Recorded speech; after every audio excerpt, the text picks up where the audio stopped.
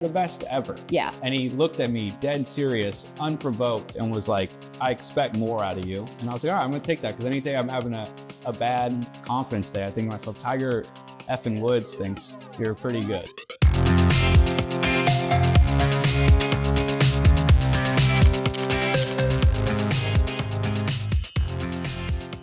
Max Homa, welcome to the scoop. Thank you so much for having me. This is a treat. So what did we go with? Better fun. We're not sure, because we did a mystery swap. It is dairy-free. I think mine is the one that's the coconut milk, but Really? I think mine is. that means they're both good. Okay, that's fair. If not, it's the oat milk. So are you a big ice cream guy? If you're having dairy-free stuff, maybe not. Well, I'll eat some dairy at home. Dairy doesn't sit so well with me, but I'll still do it. I mean, it's worth it for ice cream. I'm happy we're finally doing this, because it's been a long time coming. I feel Likewise. like, I'm a huge fan of the show. Oh my gosh, thank you.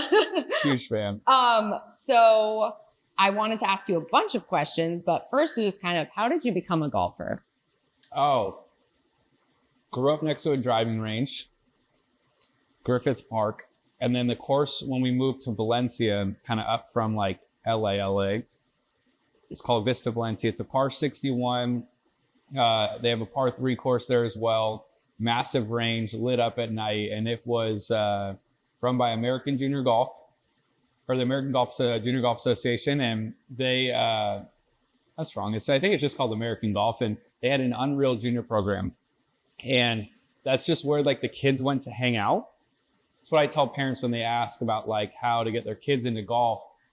I said ours was like organic. Everyone just loved to go there. You get French fries and orange bang and play a bunch of holes. And that was like the hangout. It was like the movie theater of golf courses, kind of, you know, when you're the kid.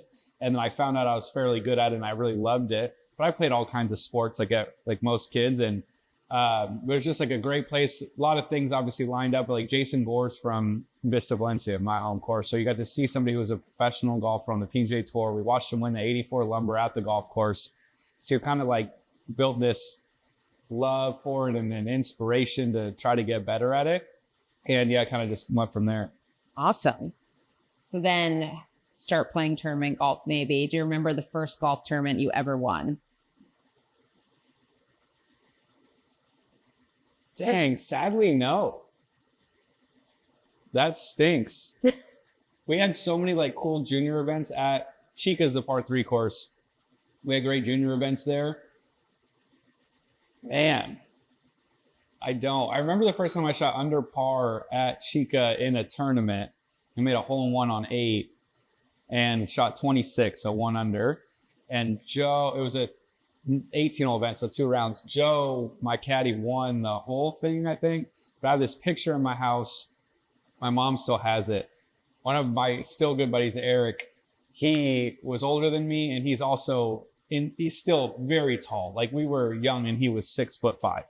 And I, as a kid, I had a big growth spurt in high school, but I was tiny. And we tied for 3rd, because usually it was 11 under and 18 and 18 and to 12. Now it was, and this one was all of us, and we tied. And the picture is me yay high, him way up here, and it's like the best day of my life.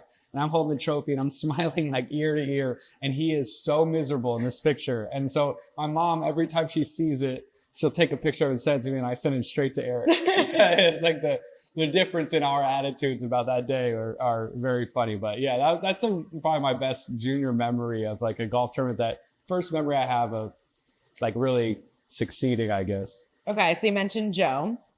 So you've known him like forever then. I was 6, he was 10. So how do you remember meeting, and then how did it end up on your bag all these years later? Yeah, kind of like anything, especially that age, you know, when someone's 4 years older than you, they feel like they're wiser and all these things. And he and Brandon Christensen were best friends, and they were the 2 best golfers at our golf course, and started to find out they were 2 of the best golfers in Southern California.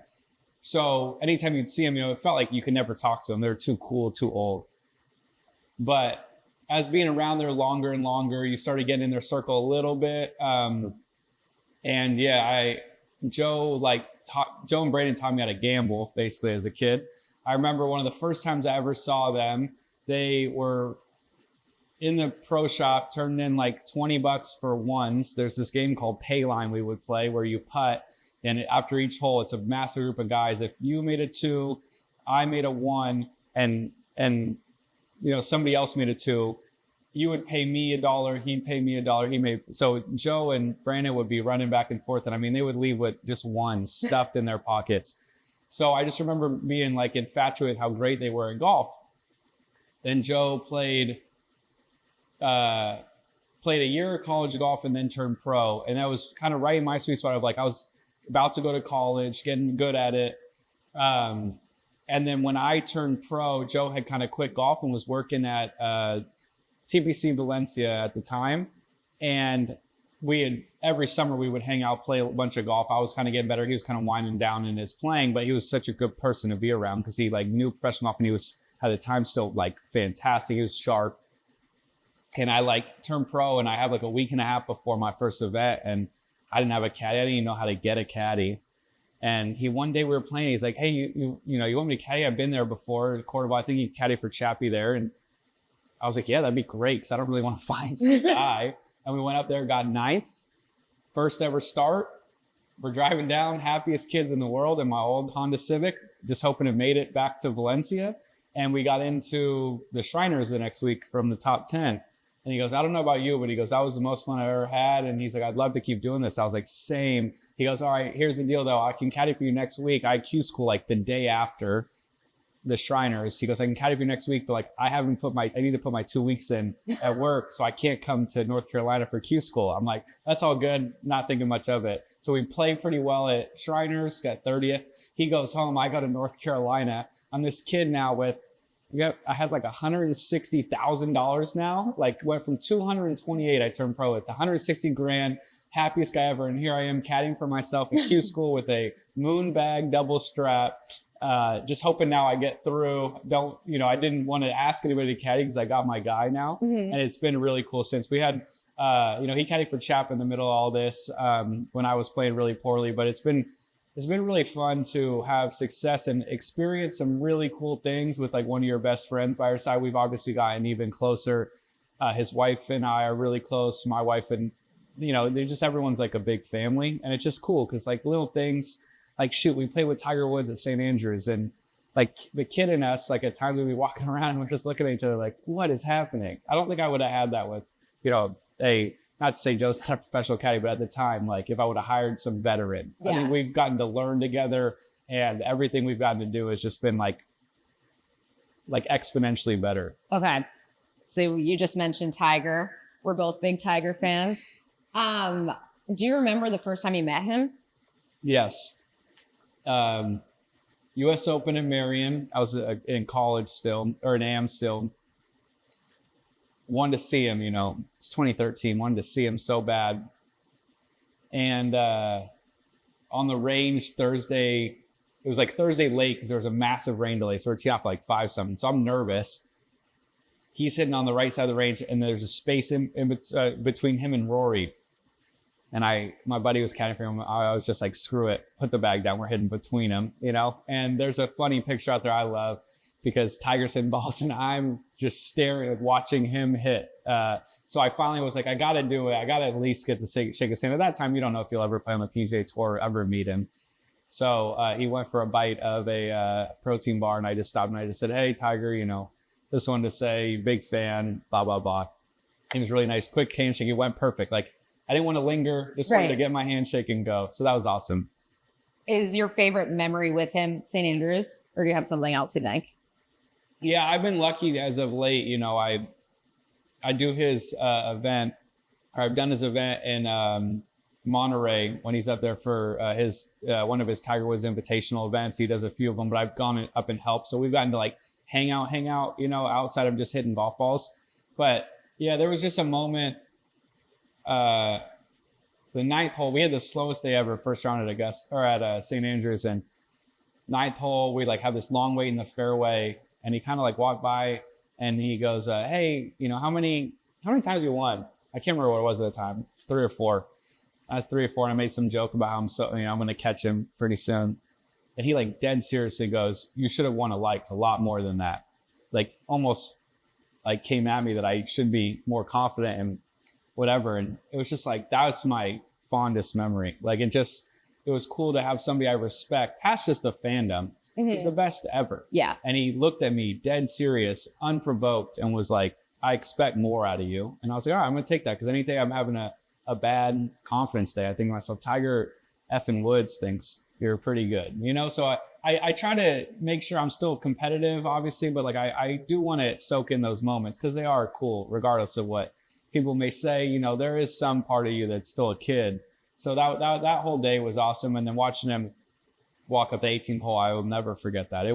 Wasn't a moment between me and him, but it was just I and you, and I think people we all know like respect him so much, but I got to watch like thousands of people. Yeah. And it was an awesome moment. That's so cool. So a lot of golf fans or maybe newer golf fans might know you from the last few years and not know that your road to the tour wasn't super smooth. Can you kind of just take me through quickly, like 2013, getting the card, losing the card? Yeah. Yeah. Ice cream pun, it was a rocky road. Yeah, like I've always been a really slow learner. College, my freshman year was not great, and got better sophomore year, got better junior, and then by the senior year, I was like good. I knew I was good. I knew I was plenty good enough to play on the PGA Tour. Never knew what level I'd get to, but came out the same time as Justin Thomas, and I felt like we were being compared as like, oh, the two guys coming up, and I knew Justin was much more polished and like a can't miss kid. I still thought I had a lot to learn, but I knew that my raw skill at that time was good enough to at least like compete. So yeah, so like I said before, I get 9th, first ever PGA Tour start, first ever professional start, 30th the next week. I'm like, okay, like I'm good. And I did a tremendously bad job of looking down the range every week and trying to be as good as the guy next to me was at their best quality, instead of thinking, why am I here? Like, what am I good at? So I went down a rabbit hole of trying to change stuff and get better at things that I probably didn't need to. So yeah, I get my Korn Ferry card, got through there, won, lost my card, got through again, won again. And then that next year was 2017. And I got through 2016 on Korn Ferry with not my stuff. It was getting pretty bad. But I just found a way to kind of like score and figure it out. And then, it was 2017, made 2 of 17 cuts, made $18,008. And then I felt like, okay, this is going to be like, I might not get back here.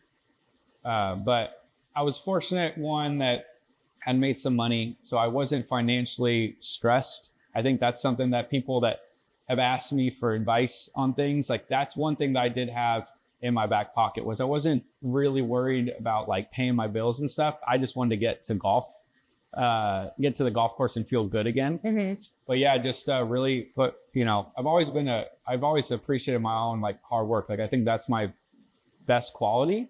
And I really went to work, but I felt like I really came up with a plan. I went back to my old coach, Les Johnson, who's from my hometown. And he's like, this is going to take some time, but like, he's like, I gotta kind of like, you're a pretzel. I got to undo you and then make you a better pretzel again. And it took a while, but it was well worth it. Got 2019 won at the Wells Fargo, and I finally took a deep breath. So it was very up and down, but looking back now, older and wiser, like I'm glad that happened. I wouldn't be the person I am. And I think I have more grit when I get into competition than I would have had I just gone just kind of linear. Right. So what changed in 2019? You went back to working with somebody else, but if you look back at that time, like what was the switch you think that made you ready? That's a great question. I think I did a good job of learning from my mistakes. And by that time, I still didn't know if I was good enough to win or good enough to make Ryder Cups or any of that. But I stopped caring what other people were doing.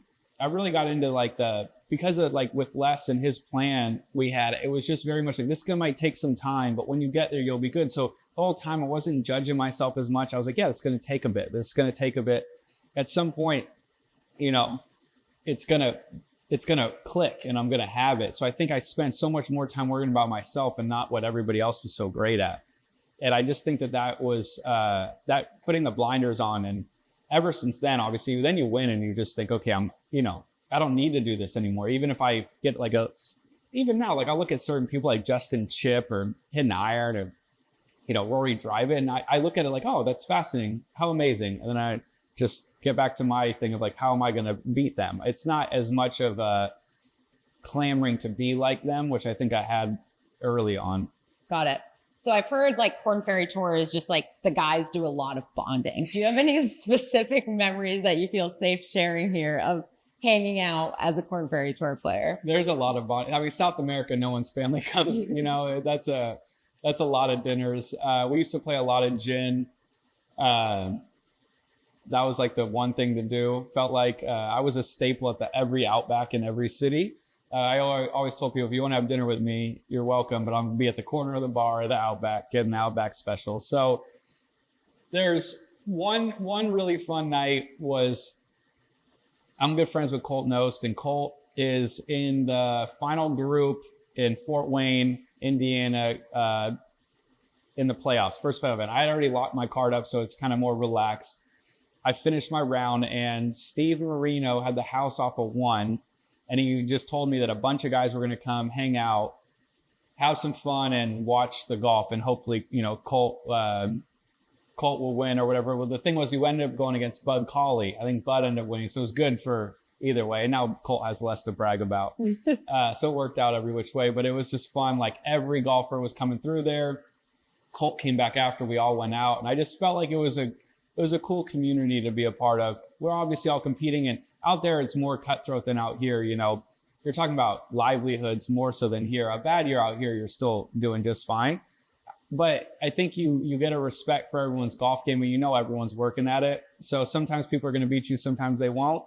But you got to kind of, you guys are all kind of bonded by this really stressful situation week in and week out. And I just felt like that was a really fun kind of culmination of a year type of night, because yeah, I was bummed I didn't win. I was bummed, you know, I'm sure everybody was, that they weren't, you know, we were done early enough to watch like the back last 6 holes.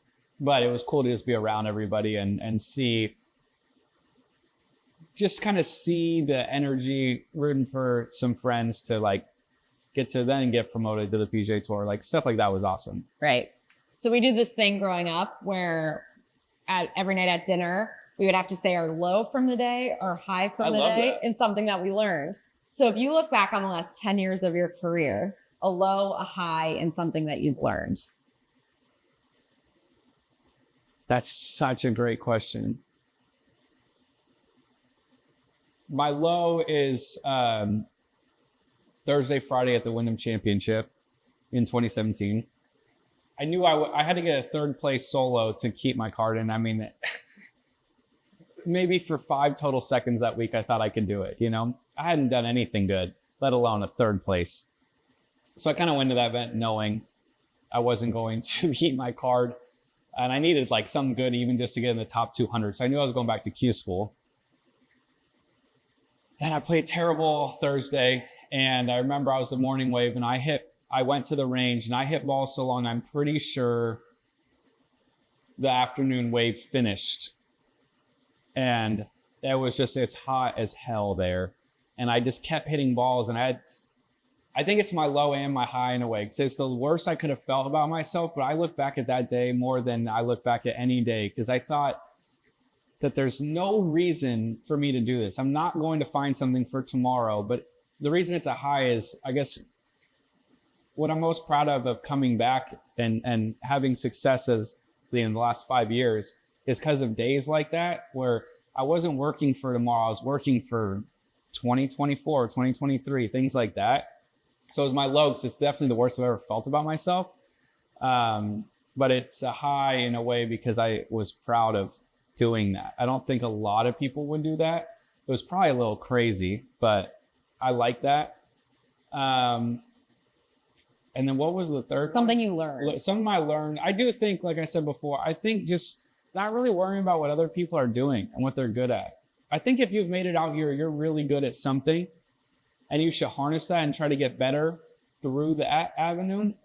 See the value in yourself, and just maximize it. Some people are going to be Rory. Some people are going to be Scotty. They're just better. They're going to have better careers than you, potentially. But the whole point is to whatever you have in you, you maximize that and you take pride in that. You know, if I played basketball, well, I'm not 6'8", so my ceiling is is significant. It might look higher because I'm further from it, but it's significantly lower than LeBron James's ceiling, just physically in every aspect. But if I went out there and did my absolute best, I would be proud of wherever I made it to. I think when you look at that in golf, there's some guys that were, if they top out, they get 10th in the world, they're 20th in the world, whatever that is. You should find pride in that. So I'm just doing my best to see whatever that number gets to, and avoiding trying to be like other people or trying to catch other people in the sense of like forcing that upon, like I have to do that to be worthy of being like a successful professional. Now I know that, I mean, I've been lucky, like I've made it pretty far, but even if I hadn't, I think just one foot in front of the other and do the best you can every day. And then you just take solace with that, in that. So I think of you as a very laid back person, with even like your pressers and online and stuff. And then when I see you on the course, it's like a shift kind of, but I like, you're dialed in, your head stays down. I notice you almost don't look up that often, and you're walking like with a purpose. Have you always been like, have that switch? And when does it at tournament week start and then turn off? Yeah, it's funny you say that. I've really been working last week was the best I've ever done with it, but I've really been working at it to be more like who I am off of the golf course on it.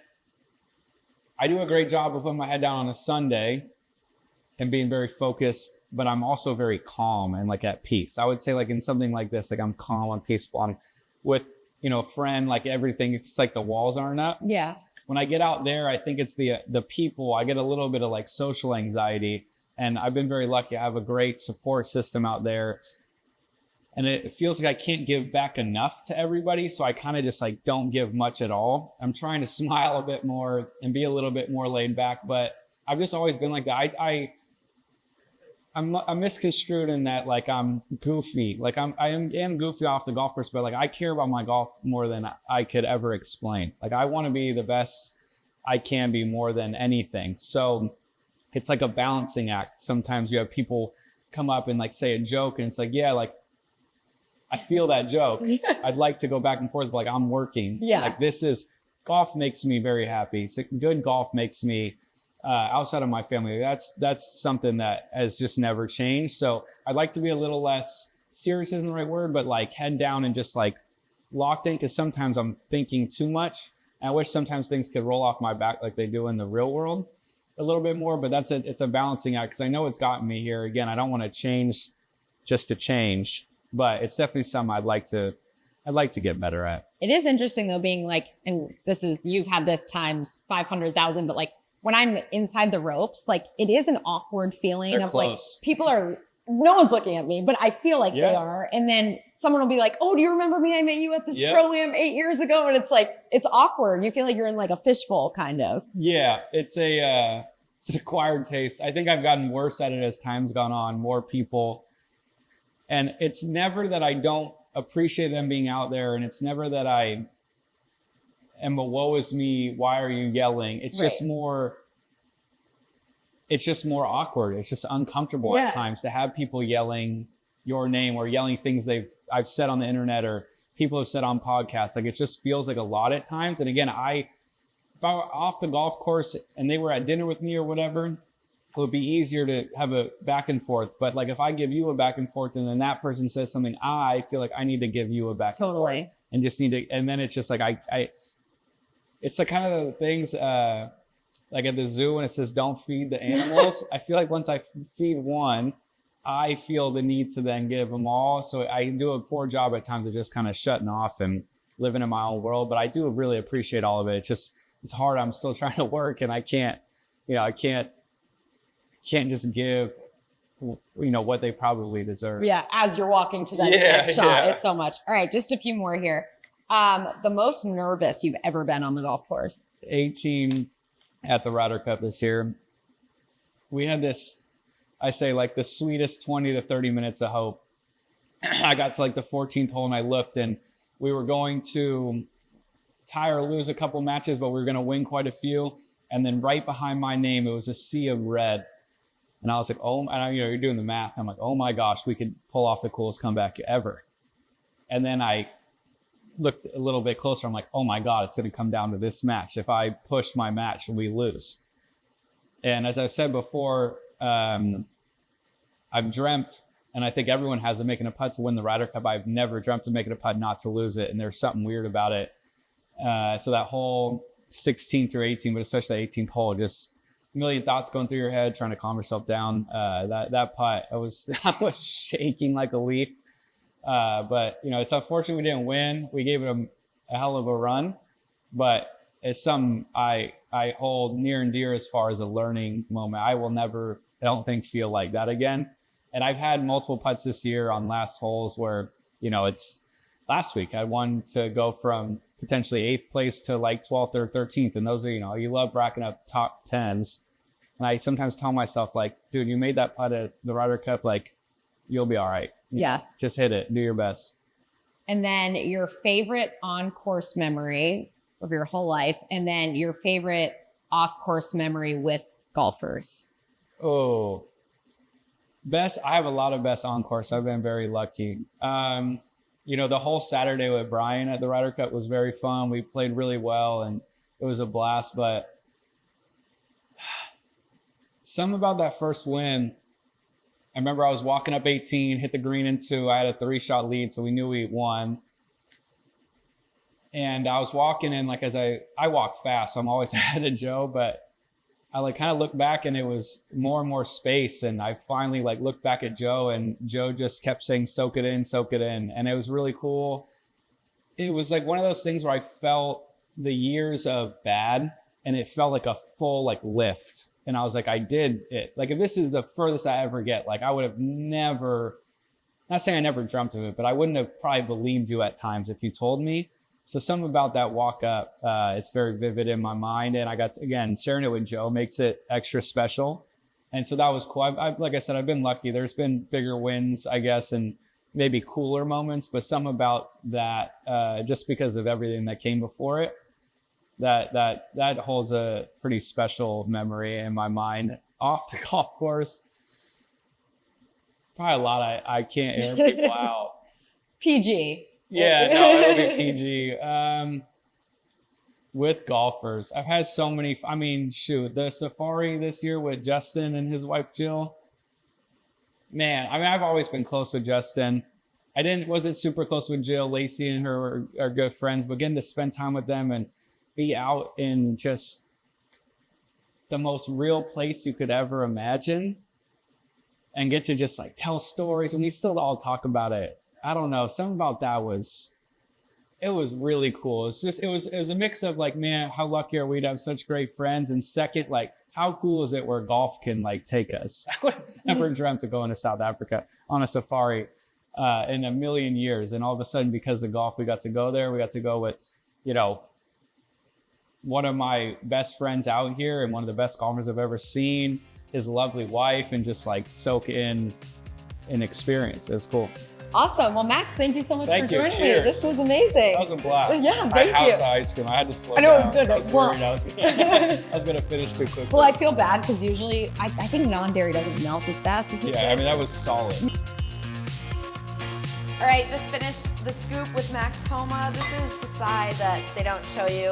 Oh, we're on our way up. This is beautiful.